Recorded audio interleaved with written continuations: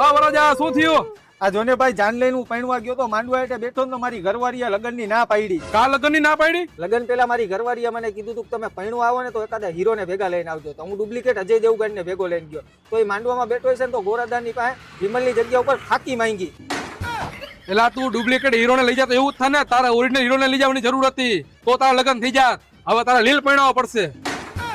અલા ભાઈ original હીરોનો contact ક્યાંથી કરવો અમારે? તો એમ કે ને ભાઈ, હાલે સાગરભાઈ પટેલનો નંબર.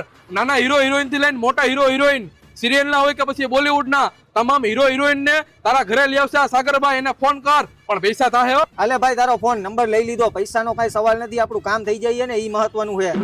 હાલો એનું કામ તો થઈ ગયું. તો હવે હું મુંબઈ જઈને તમને સાગરભાઈ સાથે મુલાકાત કરાવી દઉં. જો મિત્રો, ભારતમાં તમે કોઈ પણ જગ્યાએ રહેતા હોય, તમારા ઘર આંગણે સેલિબ્રિટીને બોલાવી છે, તમારા ઘરે બર્થડે ફંક્શન હોય,